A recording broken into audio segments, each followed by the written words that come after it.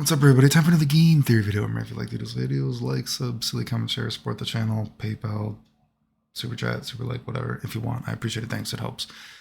So another video talking about the importance of proximity blocking, proximity guard, and the little differences of hurt boxes and hit boxes, and the nuances and influences that it had in a match. Right. This isn't necessarily my example. This is an example that I often see Japanese players give when they talk about sort of like the sort of beauty, let's say, to make it sound romantic, of old school Street Fighter compared to new games. But let's look at this, right? So let's say we got Ryu versus Geif here, right? In hyper fighting, right? Let's see. Geif, he's going to jump in. Now watch what happens. Ryu is going to DP, but guess what? He doesn't hit him, right? So a few things happen there, actually. I don't know if you... Let's watch this. Let's watch it one more time. Geif actually, during his drop kick attack, whatever, after he attacks, he sort of flips back, right? And his hurt box goes away. So let's see what this actually does in neutral, or whatever the fighting game community wants to say. Maybe this is Geif's fuck DP neutral moves, right? So let's say, whatever here. If Geif doesn't do anything, if Geif were just to empty jump at me, right?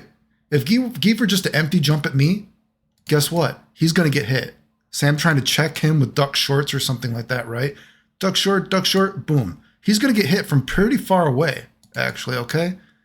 But let's keep one more thing. I think I should proximity. But remember, in this game too, right? When you whiff an attack, right? I also get put in the proximity guard, right? So I can't even walk back from that throw. So this is actually functioning in two different ways. Normally, I think if we were to think about, let's say more new school, non-old school fighting game stuff, maybe empty jump stuff is more popular, or let's say used, right? Because there's trip guard in new games, right? And there's nothing like proximity guard to keep the guy in that space, even if you were to whiff the attack. And we don't have as many of these sort of weird nuances of moves because moves are so pre-programmed and pre-planned, right? So let's see this, what happens then. So instead of what you might say, you might think, oh, I'm going to empty jump because that would keep me safe. If Geif does this, guess what? It actually allows him to throw and not get hit by your anti-airs. Let's watch that again, right? Proximity guard right there, so I can't walk away from that, right? Whereas if he were to just empty jump and spinning pile driver, I'd be able to walk away at that range. Here, so I'm trying to check him with duck short. Oh, I try to anti-air him. Well, the jump hard kick actually pulls back his hurt box.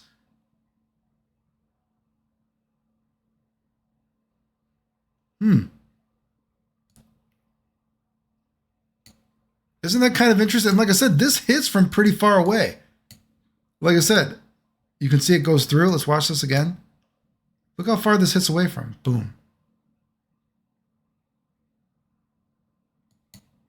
So Geif actually attacking in this situation does two different things. It keeps me from walking backwards. You know what I mean? Because of proximity guard. And if you time it in a specific way, he actually flips backwards and it pulls back his hurt box, right? Now, I think I go to show certain things like this, right? Let me see where we are in the video. Now, certain stuff like this is, I think I show alpha here, right? Certain stuff like this is sort of in alpha 1 even, you know what I mean? Like Birdie has this kind of hard kick, right? Like, oh, I'm trying to see, I should be doing that, but once he starts to flip back, oh, it pulls back, right? So certain stuff like this is sort of in a game like Alpha 1 even, but, you know, I'm sure it's in a game sort of like Alpha 2 as well and whatever. But, you know, as video games progressed, moves started becoming more streamlined. This is the purpose of this move. This is the purpose of this move. And I show a game like Alpha 1 because in Alpha 1 changed the way the proximity guard worked. So even in this situation, Ryu would not probably just be standing there, right? He already might be holding back on the controller. So he's already going to be edging backwards to get out of the throw range in the first place. Now, you could also make, if we're going to another layer, you could say in Alpha 1, Birdie is probably jumping with Jump Fierce as well, since it's one of the most high priority moves in the game. Yes, I'm going to use priority.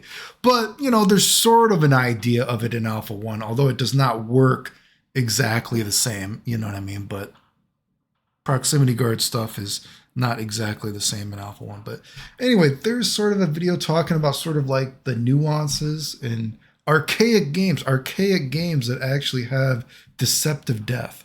And not exactly my example. Like I said, I'll give credit where credit is due, because it's an example that I hear Japanese people talk about, when they talk about this kind of stuff as well. So anyway, I thought I would talk about it as well because I do think it's an interesting example. Remember, if you like the videos, like, subscribe, comment, share, support the channel if you want. I appreciate it. Thanks. The end.